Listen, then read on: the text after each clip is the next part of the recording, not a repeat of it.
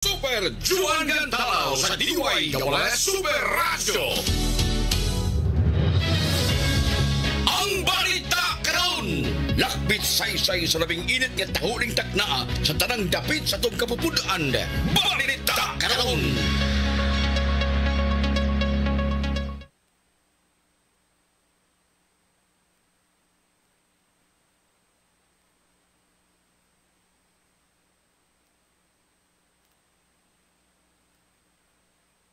Sugbo, Kabisay, ug Mindanao, maayong hapon. Adlaw karon nga Sabado petsa 4 sa buwan sa Oktubre, tuig 2025, mga kapuso. Welcome sa laing edisyon sa tong newscast karong hapuna ang Double S Balita karon, mga kapuso. Laing mga labas nga mga balita atong sayron dinhi sa ato ang newscast karong hapuna ang Double S Balita karon.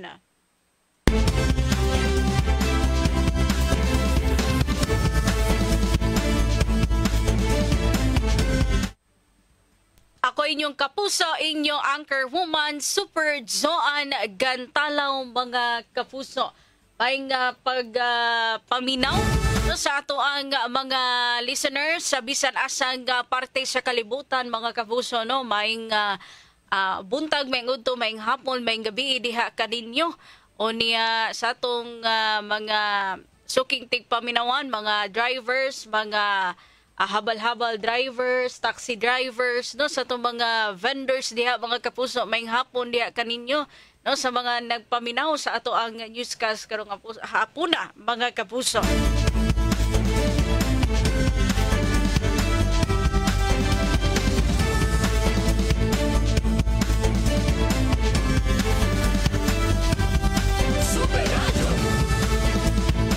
Paglangan, mga kapuso, aniya na ang atong mga headlines.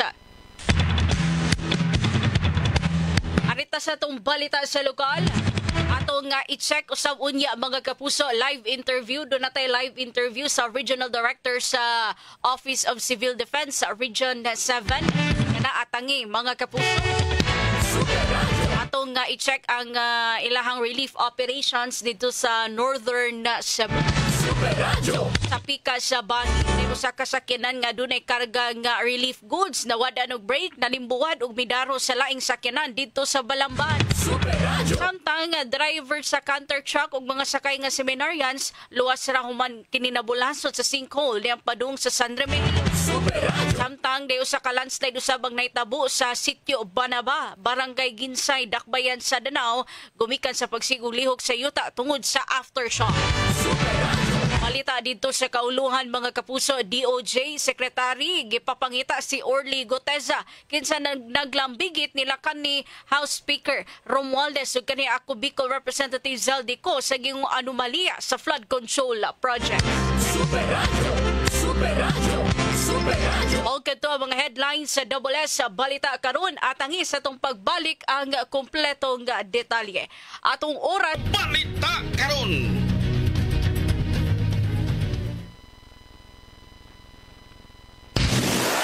Super Radio Local News.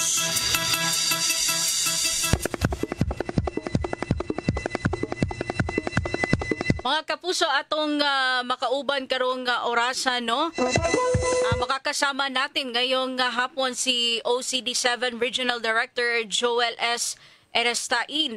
Sir Joel, magandang hapon po. Welcome sa ating programa ang Double S Balita karon. Ito po si Super Joan Gantalaw po.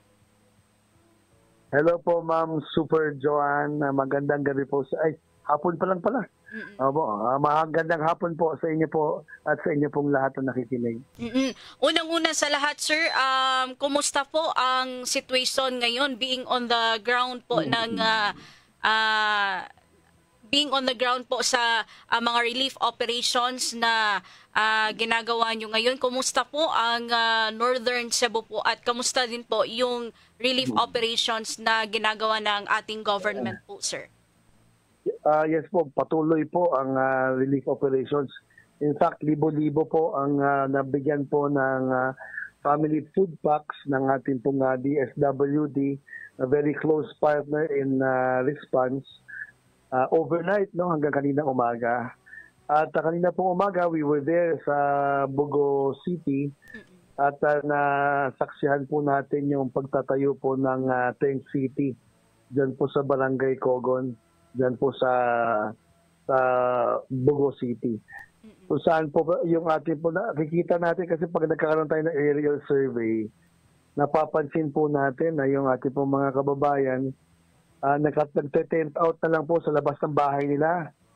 At nung may pinuntahan din po kami, na sirang-sira po yung bahay dahil nadaanan ng fault line. Okay. Kaya yun po, yung mga nakatira po doon, hindi na muna po natin pababalikin. Mga nasiraan, hindi natin pababalikin hanggang di naayos. Kasi nasa fault line, hindi na talaga natin pababalikin po doon.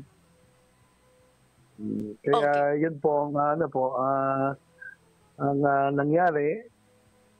Pero patuloy pa rin po ang ating pong pagbibigay ng tulong at pag-organize po ng mga ating agencies sa pagbibigay din po ng tulong po sa ating mga kababayan.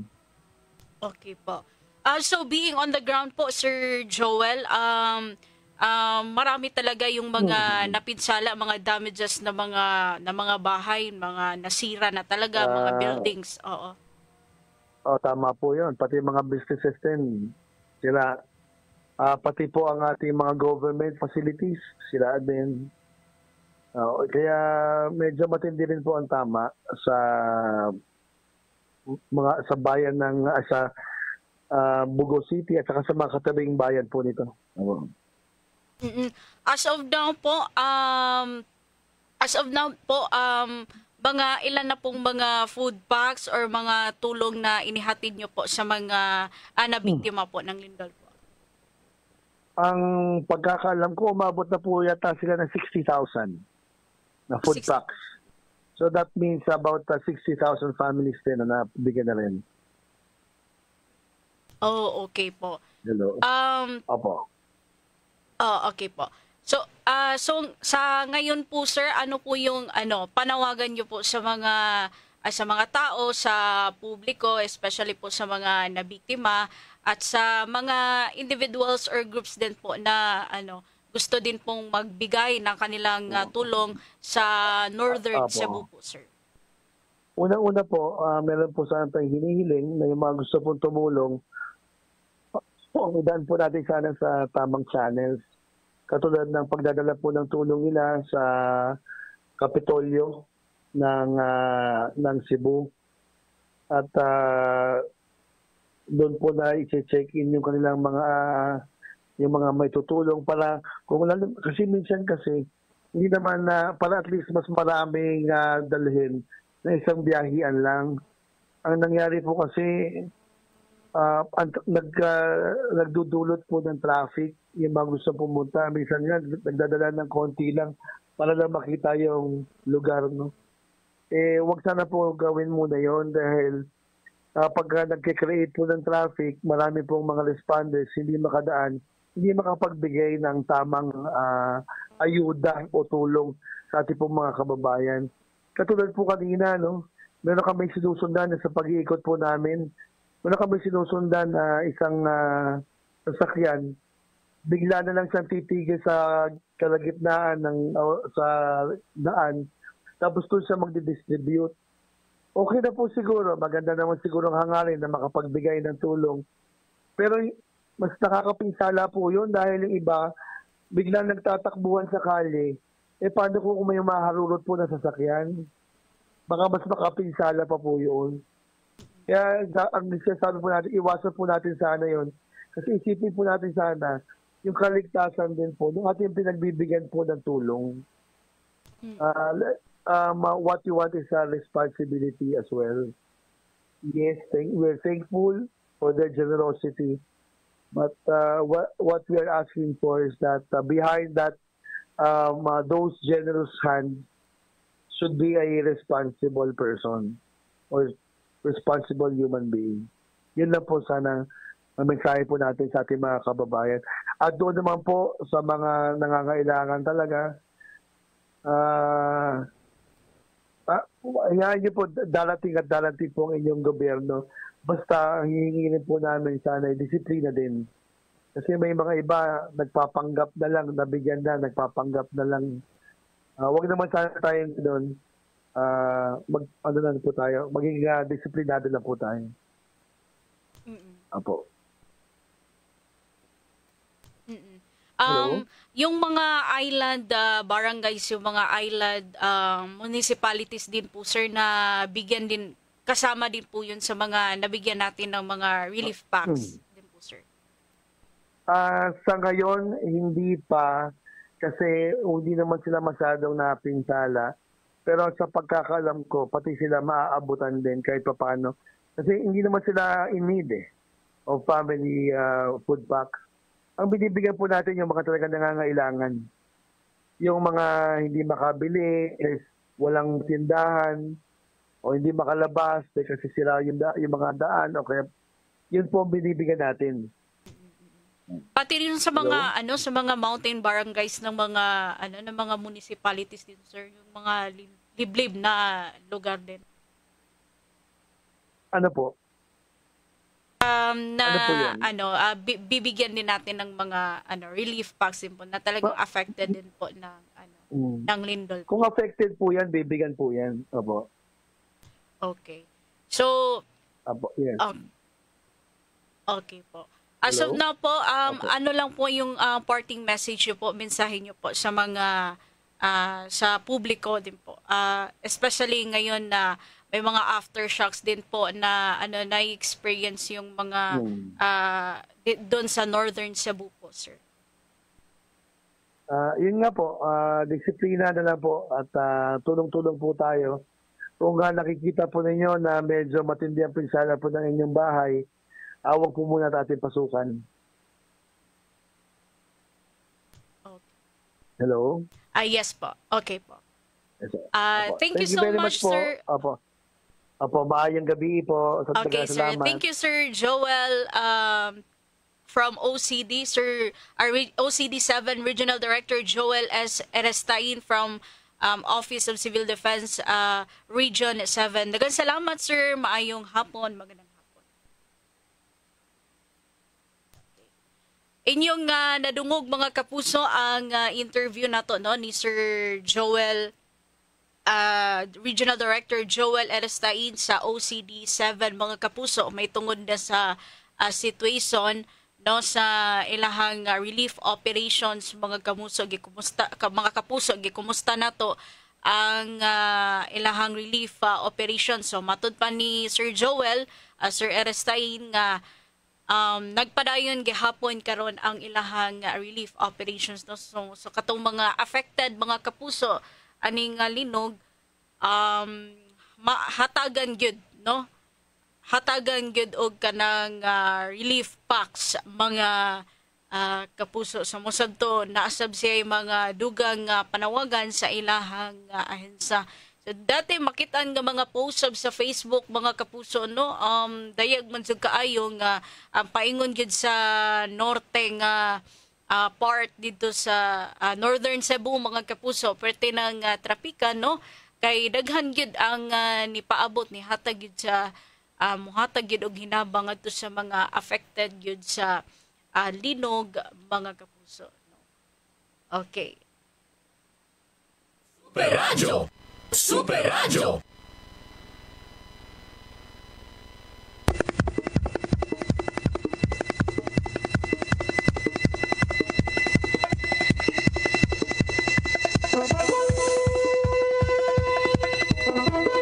Atong oras mga kapuso alas 5:52 na. Harita sa itong mga balita o mga detalye sa atong balita sa lokal mga kapuso. O sa kasakyanan nga dunay karga nga relief goods ang nawad-an og break nalimbuwad og midaro sa laing sakyanan alas 11:45 kaganinang buntag dito sa Trans Central Highway, Barangay Kansumuroy sa lungsod sa Balamban. Ang Toyota Conquest nga sakyanan gimaneho sa usa ka 20 anyos nga lalaki nga taga Barangay Tisa sa Cebu City samtang sakay niya ang usa ka babaeng buntis nga taga lungsod sa San Remigio. Gidaro niini ang usa ka Toyota Hilux nga sakyanan nga gimaneho ni RJ Villarba. 23 anyos ulitaw taga Cogon, Ramon, Cebu City. Matod ni Villarba nga dayang hinabi sa GMA Super Radio Cebu pinagi sa tong reporter Super Guam Lodronyo aduna sab sila karga nga relief goods nga dalhon didto sa San Remigio. Unya ang 20 anyos nga driver sa Toyota Conquest nga sakyanan mibutyag sab sa kapulisan nga samtang nagdulhog sila kalit kini nga nawad-an og brake sa iyang gimaneho nga sakyanan. Inungdan nga naigo niya sa walang habig ang Hilux nga naguna niini. Hangtod nga natagak sa drainage ang iyang gimaneho nga sakyanan ug nalimbuwan. Ang buntis daling gidala sa tambalanan alang sa medical check-up ug okay ra ug luwas ang kahimtang niini. Super Radio. Ang Super Radio Super Balita atong ninyo sa Centrum Silver Advance. May nutrients adjusted for age 50 plus. Tulong para malakas ang resistensya, healthy heart, and sharp memory. The #1 multivitamin for age 50 plus. This news is brought to you by San Miguel Beer. San Miguel Oktoberfest na. Super Radio DYWS. Sa Pikas Bahin mga kapuso, luwas ra ang driver sa counter truck. Ingon man ang mga sakay nga seminarians uman kini nabulasot sa sinkhole diyan padung sila sa ARCAC Relief and Rehabilitation Unit sa lungsod sa San Remigio kaganinang buntag. Gawas sa mga sakay nga seminarians, gikarga sab sa maong truck ang bottled water alang sa relief operation. Matod sa Facebook post sa San Carlos Seminary College, ang mga seminarians ug ang driver luwas ra og gilif na ang maong truck gikan sa maong sinkhole. Nagpasalamat usab sila sa mga tawo nga nitabang nila. Ang Super Radio Super Balita. Super Radio DYWS. Super Radio. Super Radio. Sa Pikas sa Bahin, usa ka landslide ang nahitabo sa sitio Banaba, Barangay Ginsay, Dakbayan sa Danao, gumikan sa pagsigi og lihok sa yuta tungod sa aftershocks. Sa Facebook post ni Danao City Mayor Nito Durano, alas 4:50 kagahapon nakadawat siya og inspection na report gikan sa City Engineering's Office og City Disaster Risk Reduction and Management Office sa nitabong landslide sa dapit. Inuon way mga balay nga naapektuhan sa pagdahili sa yuta. Padayon ang monitoring sa syudad ug gipaniguro sab nila nga ma-evacuate ang mga lumulupyo sa apektadong dapit. Naka-deliver na sab sila og pasiunang relief assistance sa mga evacuees. Gipahibaw sa syudad nga temporaryo nilang gisirad-an ang sitio Banaba aron malikayan nga mudahili na sab og balik ang yuta. Dunay gideploy nga heavy equipment alang sa clearing operations. Super Radio. Samtang sa Pikas sa Bahin, temporaryong gisuspenso sa Land Transportation Office o kun LTO-7 ang ilang operasyon sa LTO Medellin District Office. Pinuman nakaangkon ng ilang opisina og danyos mga guba mga kapuso, no? Dunot sa magnitude 6.9 nga linog nga migo sa Northern Cebu adtong Martes, Setyembre 30. Kasamtangang sirado ang buhatan sa publiko ug ang ahensya nag-finalize sa relocation site uban sa koordinasyon sa local government unit aron masiguro ang pagpadayon sa serbisyo. Gipasalig ni LTO Region 7 Director Glenn C. Galario sa publiko nga giuna sa ahensya ang paspas nga pagpadayon sa mga serbisyo ug gi-confirm no, gikumpirmar no ang well-being kayuhan sa mga staff o kawani niini. Dugang pa ni Director Galario nga ang ahensya nihatag ni sab og inisal nga hinabang og financial assistance sa mga apektadong LTO personnel sa rehiyon. Gitambagan ang publiko nga i-monitor ang opisyal nga LTO Region 7 social media channels ug ang website sa LTO alang sa opisyal nga anunsyo kalabot sa bagong temporaryo nga lokasyon ug ang eksaktong petsa nga ipadayon ang ilang operasyon. Super Radio.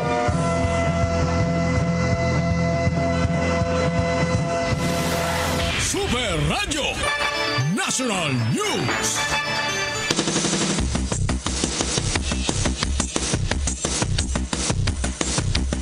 Sa atong balita sa kaulungan, Gipapangita karon sa Department of Justice ang testigo nga si Orly Guteza nga gingong kani security consultant ni resigned ako Bicol Representative Zaldico. Mato ni Justice Secretary Jesus Crispin Boying Remulla, iyan ang giingnan ng National Bureau of Investigation aron matino ang naimutangan sa maong testigo. Sa pagkakaroon, mato niya nga wa pa sila impormasyon sa naimutangan ni Guteza uman mitunga sa Senado nga karon wa na makitaan o wa na nakigalayon sa maong departamento.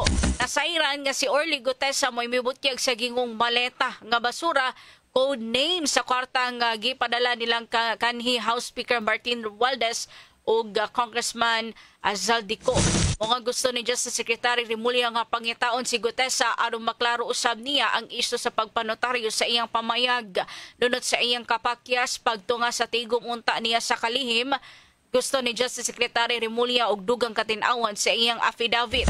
Ingong dunay mga pagduda kung tinuod ba nga nahibaw-an ni Orly Guteza ang unod sa iyang pamayag uman siya gipresentar ni Senador Marcoleta isip testigo sa bag-ula nga pagdungog sa Senado. Dugang ni Remulla ilang gikonsiderar ang pag-iso o pagpadala sa National Bureau of Investigation og supina alang kang Guteza. Super Radio.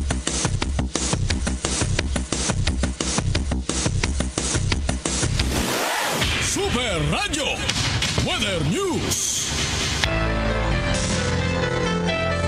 Mga kapuso, atong i-check ang kahimtang sa panahon atong kauban karon si Sir Mark Gales gikan sa Pag-asa.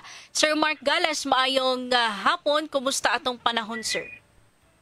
May po ng Joan o sa itong mga sukitig kami na itong latest update bahin sa kahimtas sa panahon karong gabi una ito na og mga adlaw. Kaganin ng kadlaw nakagawas na si kaning bagyong Paulo, and as of 3 p.m. ang iyang sentro nahimutan na diha around 570 kilometers west sa may Sinait, Ilocos Sur diha sa may West Philippine Sea. So approaching siya diha sa may habagatang bahin sa China. Sa langing bahin aduna pud gina monitor karon nga usa ka tropical depression na himutan gari around 570 kilometers west sa Sinait, Ilocos Sur. And kining maong bagyuha wala na to nakita nga maka-apekto ni sa bisan asang bahin sana sa sunod na mga adlaw. Sabi karon ang southwest monsoon o habagat mao'y nag-apekto sa may kasalbang bahin sa central and southern Luzon. Diri sa Kabisayaan kining mga naskutang bagyo like sa atong dapit and wala to nakita na maka-apekto pa ni. So diri sa Visayas expecta karon nga biyon karon mga adlaw sa mga tempo sa panahon gawas na lamang sa mga lumalabay o mga patak-patak na mga pag-uwan, pagbanugdog kilat, gumikan na lamang aning mga localized thunderstorms. Para sa kahimtang sa hangin o sa kadagatan diri sa Kabisayaan, doon na pagyapon tayo masinati nga hinay nga na sa kasarangan na buguros sa hangin, diin ato kadagatan magpabiling magmalinaw ito na sa kasarangan ang mga pagbalod. Diri sa Cebu ato kadagatan doon ay hunas sa stress 58 sa hapon and taob unya alas 10:34 sa gabi. Temperatura karong gabi una to mga adlaw mga sukod gikan 25 ato na sa 32 degrees centigrado. Haring adlaw ning salop kanina alas 5:03 sa hapon musilang ugma alas 5:03 sa buntag. Philippine Standard Time alas 6:01 na sa gabion og mao na tawang latest weather update ikan diri sa buhatan sa DOST pagkasamaktan kini si Mark Gales. Maayong gabi og daghang salamat. Daghang salamat Sir Mark Gales sa imong paghatag og update sa kahimtang sa panahon. Mga kapuso, ang lakat sa panahon may nagpupos sa itong newscast karong hapuna apan sa di patahingpit nga manamilit ato usang balikan ang atong mga headlines.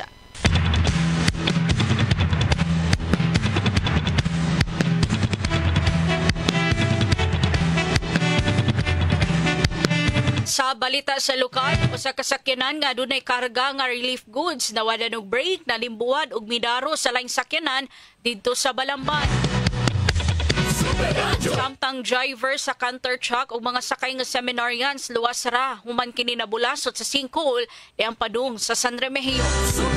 Samtang usa ka landslide ang nahitabo sa sitio Banaba, Barangay Ginsay, Dakbayan sa Danao gumikan sa pagsigi og lihok sa yuta tungod sa aftershock. Balita dito sa kauluhan DOJ Secretary gipapangita si Orly Gutesa kinsa naglambigit nila kanhi House Speaker Romualdez ug kanhi ako Bicol Representative Zaldico sa gingong anomalya sa flood control project. Bago ito ang mga headlines sa Double S sa Balita Karon.